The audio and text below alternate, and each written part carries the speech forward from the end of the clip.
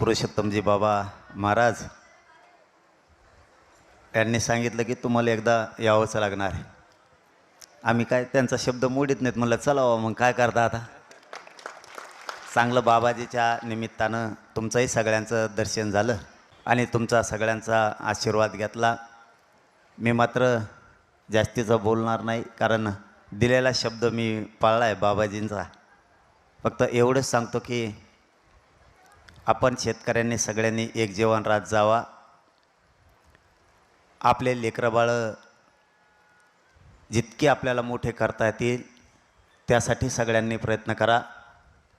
संत महंतांनी सांगितलं आहे, आज आपल्यासाठी देशभर राज्यभर जे संत सगळे महंत झुंज देत आहेत, त्यांची जी तपस्या आहे ती या जनाच्या कल्याणासाठी. हे जन सुखी व्हावं हे सगळ्या संत महंतांना देवदेवतांना वाटतं. तसं आपण आपले लेकरं बाळं मोठे केले पाहिजेत. या पवित्र व्यासपीठावरून आणखीन एक महत्त्वाचं सांगतो, सगळ्यांनी व्यसनापासून लांब जा. दारू कुणी पिऊ नका.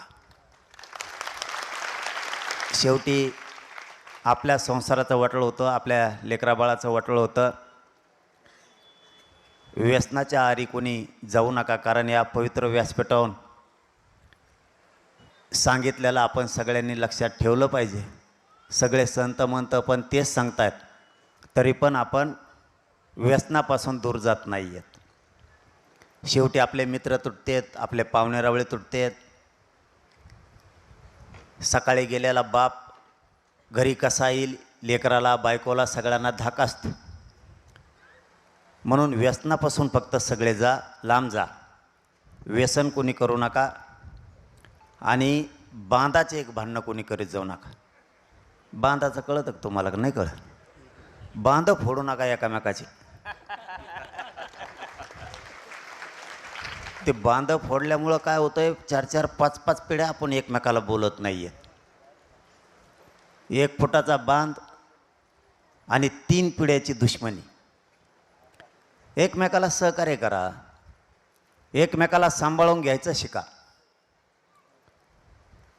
साध्या साध्या गोष्टीसाठी, बांधासाठी, वाटासाठी आपण वाद करू नका. आपली शक्ती आपल्या विरोधात वायाला घालू नका. आपलेच कुणीतरी बांधव असतात, भावंड असतात. आपण सगळ्यांनी एकमेकाला समजून घेणं खूप गरजेचं आहे. आपण डायरेक्ट एकमेकाच्या त्या बांधासाठी, साध्या साध्या कारणासाठी एकमेकाच्या अंगावरती जातो आहे. मोठ्या मनानं सगळ्यांनी राहायचं शिका. एकमेकाला रस्ता नसेल रस्ता द्यायचा, बांध फोडायचा नाही, उलट 1-1 फूट जास्त सोडून द्यायचे. बांधावून जर भांडण झालं तर 1-1 वर्ष जेलमध्ये बसावं लागतं. मग बांधाचं उत्पन्न आणि माणूस मध्ये बसलेला किती नुकसान झालं याचा विचार करत जा. रीस गाजवायची ही बांधात किंवा आपल्या आपल्या रक्ताच्या माणसात नसते. ते आपण सगळ्यांनी गाजू नाही. कारण या व्यासपीठावरून काही मी दुसरं बोलणार नाही, कारण एवढंच आता बाबाजी व्यासपीठ या पृथ्वी तलावर राहिलं आहे की इथं सगळ्या जाती धर्माचे लोक गुण्या गोविंदाने नांदतात. एवढंच एक व्यासपीठ आहे. आता इथं कुणी जातीवाद आणायचा नाही. ते बाकीचे लफडे तिकडं, आपण आपल्या तिकडे गेल्यावर. हे पवित्र व्यासपीठ याच्या मर्यादा सगळ्यांनी सांभाळायचे. तो राजकारणी असो, तो सामाजिक क्षेत्रातला असो, तो कोणत्याही जाती धर्माचा असो, या व्यासपीठावर कधीही जातीवाद कोणी येऊ द्यायचा नाही आणि करूही द्यायचा नाही कोणाला. कारण आता एवढंच व्यासपीठ आहे, आता बाकीचे काय राहिले नाहीत. इथं सगळ्या जाती धर्माचे लोक आनंदानं देवाचं नामस्मरण घेत आहे. इथं मात्र कोणी जातीवाद करू नये. पुन्हा एकदा, आता का लय वेळ बोलत नाही बाबा, माफी मागून. नाही तर मग एकदा पट्टा सुरू झाला का आपल्याला दानका अवघड असतो. तुम्ही बघत असता ना, आपला मग एकदा का दानका सुरू झाला का मागं सरकत नसतो पुन्हा.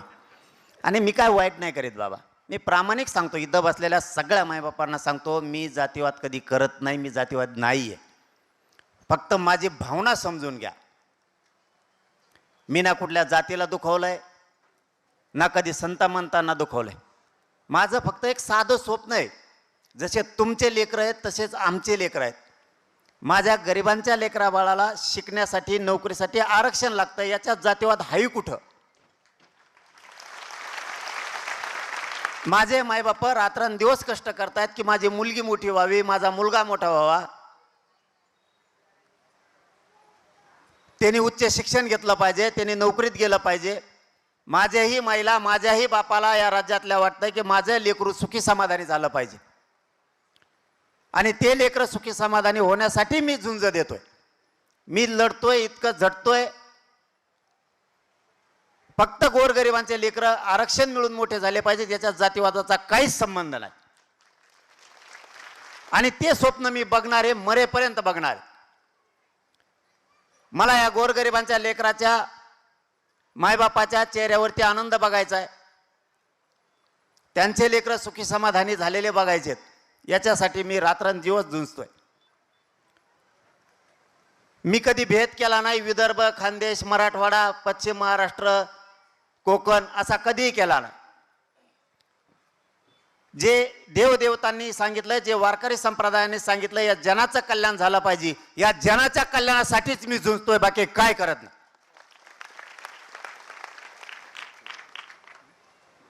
या सप्ताहाच्या निमित्तानं आमच्या बाबाजींची परवानगी घेऊन, बाबा दुसऱ्या वेळेस निवांत येईन भाऊ, तुम्ही टेन्शनच घेऊ नका. आज अशी पळापळ आहे, इतके लग्न येतं राज्यात खूप मोठी, या तिथे आता काहीतरी लागायचं आहे पुढच्या महिन्यात, अधिकाचा महिना कायचं समजा, पण जमलं की दवाजी देत पोट्टे ना, आता काय दम कायच काय इथं मोडायचं भे वाटत आहे आधीच. लय लग्न येतं, मला इतक्या भेटी द्यायच्यात आज, पण बाबाजीला शब्द किती दिलता, म्हणलं आपल्याला शब्द मोडून चालणार नाही बाबा. आपल्यातलं मोठं महात्मे, मोठे महंत आहेत, आपण त्यांच्या शब्दाच्या नाही पुढे गेलं पाहिजे. जे 7लाच आमच्या फोनाफोनी सुरू झाली एकामेकाला, गिरी बाबा मला लावते, मी त्यांना लावतोय आणि दोघाचा एकामेकाला फोन लागाना, एवढी फजिती. ते का उठले का नाही काय, आम्ही 6लाच माझ्या दारात येऊन बसले, 6ला दार उघडायला माझ्या दारात पोलीस आहे. तेच खरंच प्रामाणिक 6 वाजल्यापासून बसून आहेत. कालपासून जोडाजोडी सुरू आहे, कुंकडून जायचं, कसं जायचं हे म्हणताय, मला रस्ता माहिती आहे. आमच्या पुढच्या गाडीवाल्याने तिसरीकडेच गाडी नेली आणि माहिती आहे म्हणून तो रस्ता, आणि रस्ताच हुकला.